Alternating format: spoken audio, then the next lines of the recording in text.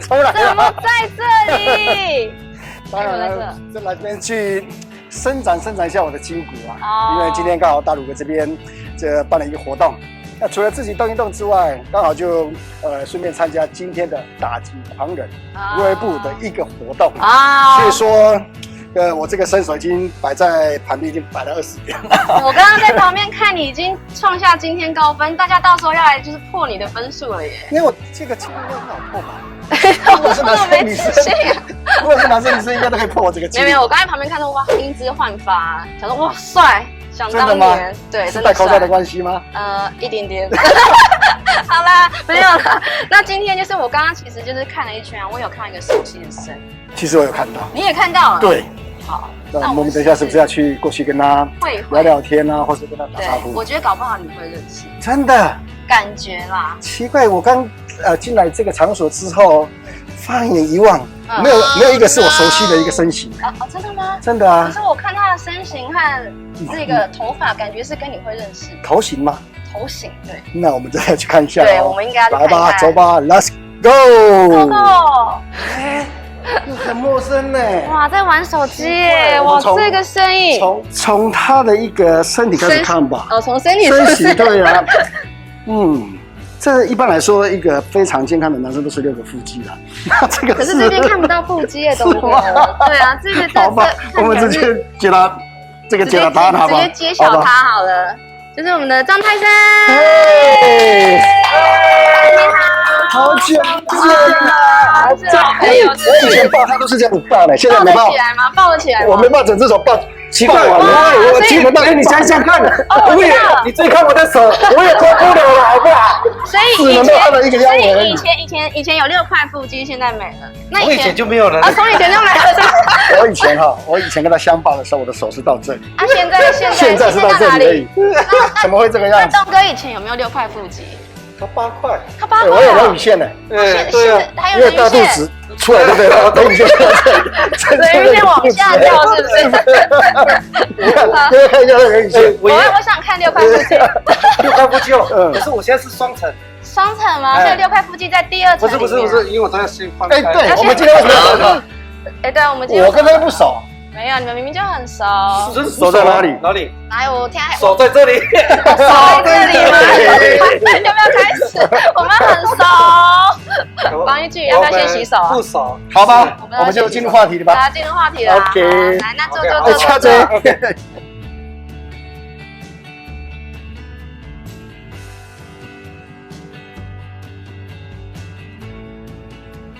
耶！欢迎张泰生。你好，熟悉的面孔。那你先自我介绍一下好不好？对，因为你都戴着口罩啊。对，大家好，我戴口罩还是被人家。为什么要自我介绍？你知道吗？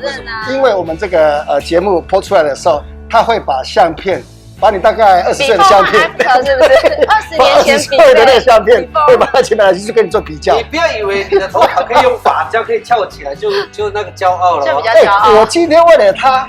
拍这个节目，故意剪短嘞。好，你特别我要去配合他，不是 set 我的头发的长度本来跟你一样。你想要不要让泰山哥太难过，所以把它稍微剪短一点，用少一点。只有你们有吗？昨天晚上为了参加这个活动或者是这个节目，我特地去自己剪头发，你看也不用钱，你还需要钱，我这个都不用钱。你确定是去剪头发吗？我现在已经厉害到自己剪了，我已经剪了2-3年。自己撸吗？这样？我曾经有一个我要去，没事，你讲。他老婆曾经有帮我剪过头发。好。然后他剪完之后呢，他老婆跟我讲过一句话，大嫂跟我讲一句话，因为你的头发比较少，我只收你100块。因为那时候我们去他的那个。你伤不伤人？他为什么会这么说呢？对啊，伤不伤人？因为你头发说只有修旁边而已嘛。不然他很有良心哎。他说：“你看，还不到1分钟。”因为我老婆是一个有名的头发设计师嘛。那一般来说，只要他一动刀的话，最起码最低的一个价位大概要600块了。哇！为了泰山把价钱降低，很良心哎。对他剪完泰山的头发之后，可能价钱就100块，他那一天晚上就睡不着。他说他为什么会把自己的这个身价降到最低呢？哇！我还叫他帮我设计，原来设计是这样，就没有了。我最后怎么去跟他，我怎么安慰他，你知道吗？我说张泰山是中华职棒最有名气的一个选手，你有这样的一个机会，能够从他头上动刀，已经值得了啦。对嘛，应该是要免费才对啊。泰山头上对，对啊，要不然谁敢动刀？对啊。只能动土而已吧，这个泰山头上动土啊！你动嘴巴我就地震站好了。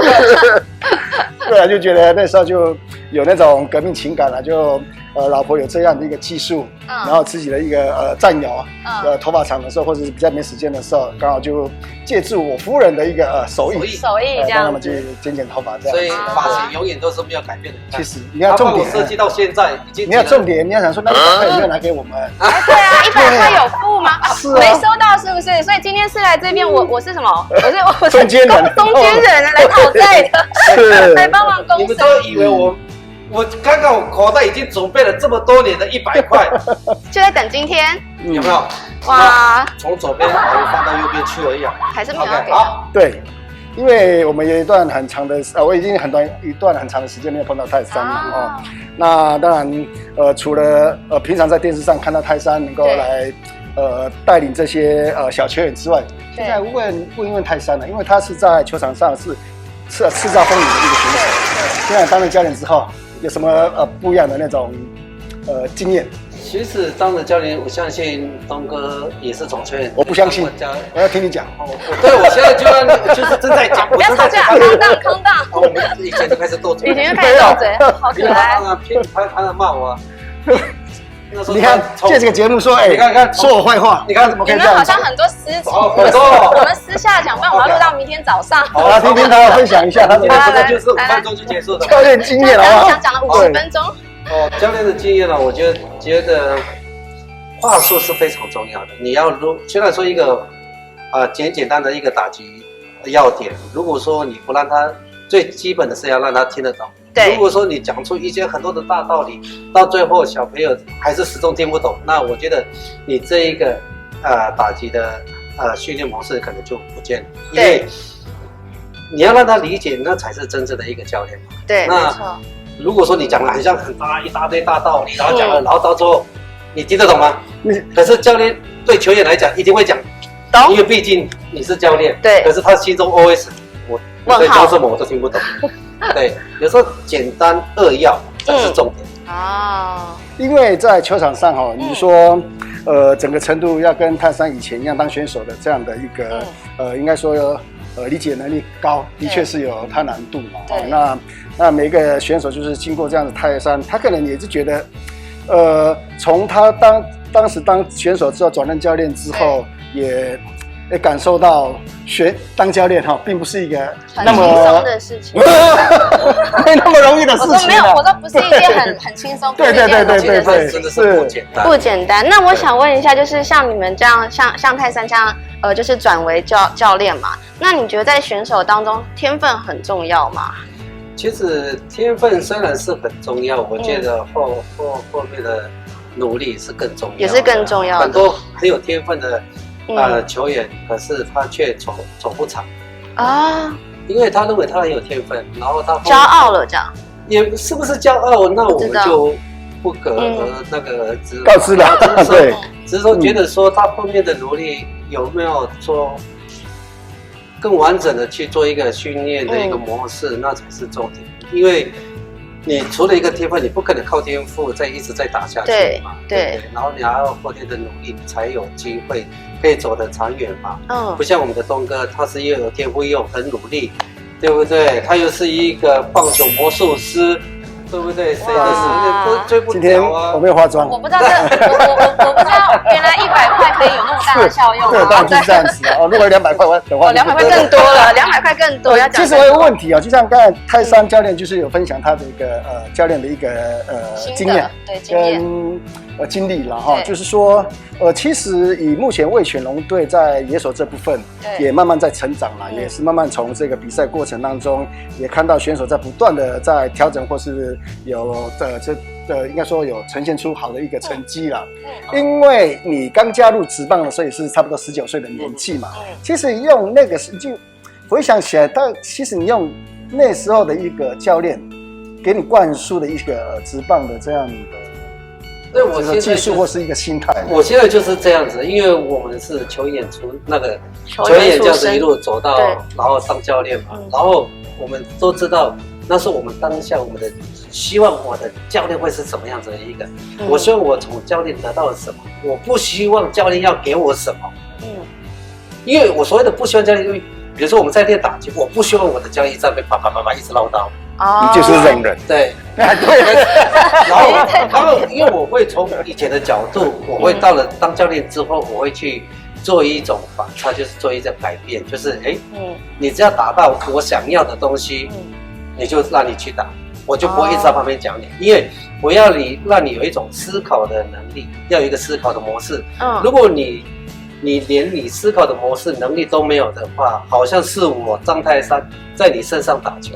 可是这世界上也只有一个张泰山，是，对我的东西你可能没有办法驾驭，对，你可能也有你自己的东西，对，可能我会从你的一个小细节里面去稍微跟你沟通一下，然后变成完整是属于你自己的东西，让他们去发挥东西，对，然后自己去发挥，然后有一种要有一种思考模式、思考能力，你才有很好的成绩出来。对，其实我从这个泰山的分享当中当然是还是要去更深入的了解嘛。比方说，你刚才有提到说，你要选手要达到这样的一个标准跟目标，大概是什么样的一个程度？因为第一个，很多的小孩，因为很多小孩子呢，他的能力，我常常跟他们讲说，你们都是他的能力只是就3振呢。你说好，你目标达成了是吗？你要看不一样的东西啊。什么不一样？我都看的都一样。你是一个职棒，你能加入一个职棒选手，对，你可以加入职棒。你一定有你的能力在，你一定有你的先天的一个天分，你才有机会被选上嘛。然后我们这个能力，我们不可以摒除在外面，对，把这个东西还是保留着。那如何再慢慢的去磨练？其实经验是可以累积的。然后你在比赛的当下，你要什么，要给你什么东西。而另外一点，你是什么样的一个型？比如说我是属于长打型，我是强力型。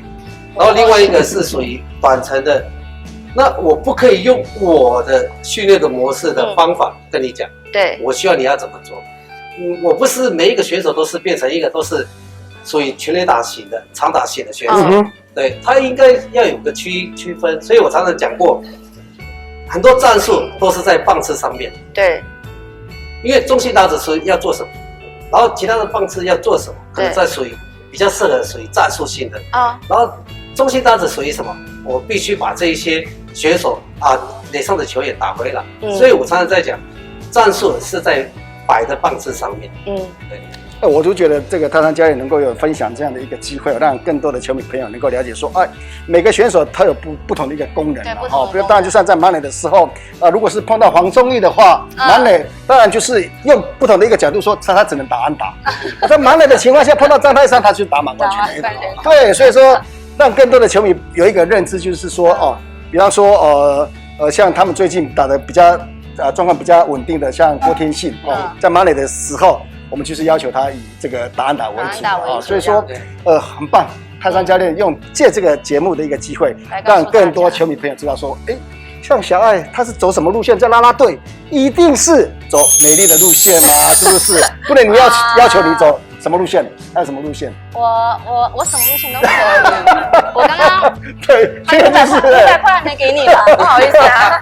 不同的一个事业领域的不同的一个功能性所以说很多不管是乐天啦啦队也好，看到你的话原来你是这个啦啦队里面的其中一个功能性的一个小姐然后比方说看味全龙队的这个选手在这个时候有得分的机会的情况下，或是垒上有人的时候，看到这个人再上来攻击，他就是有不同的一个功能性的一个选手。对，我就觉得这样的一个分享也会让很多的大众的球迷朋友能够更认识棒球了。就是大家各其所知。要不然就说明明就是才体重75公斤的，你要求他全垒打，哇，这对他来讲是有点这挑战性是蛮高的了。所以说让球迷朋友对这个棒球这个环境有更深的一个了解。对。那我最后问一下，因为东哥刚刚说其实以前他是因为在你前面一棒，所以呢，就是你能打得那么好，是因为他让你去赚打点数，他上垒然后让你赚打点数。对，是这样子吗？对啊，我的打点会这么高，当然他们的功劳是非常大。如果说你没有办法有人上垒，我的打点就没有办法超过1000分，所以就不可能有100分100到1000分打点2000分是安打。哎，发票给你了哈，对，2000万，2000万呢。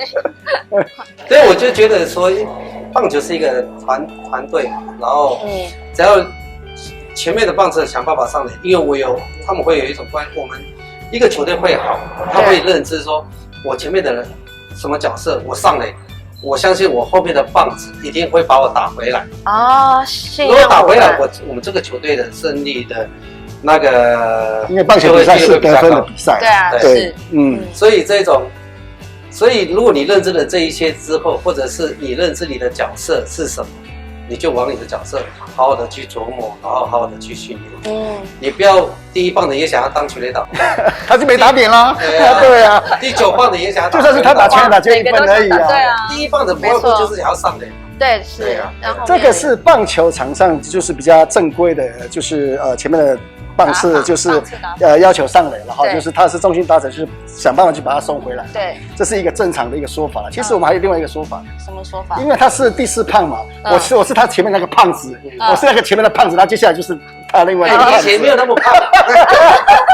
所以等下也要有动作的。我是泰山前面的那个胖子。如果他是以前还是这个胖的话，他还跑不回来呀。这个胖子打完就换这个胖子，为什么后面没有胖子呢？因为他是最重最胖的，所以说后面都胖死了。因为他一打，本来1垒安打，他可以从1垒可以跑到本垒。到本垒。这是我们一个开玩笑的话。然后如果说现在我们去打 OB， 可能打1垒，他可能也只能跑到2垒。好的，而已，绝对可以的啦。对啊，我说不行啊，你就直接打回来就好了。对啊。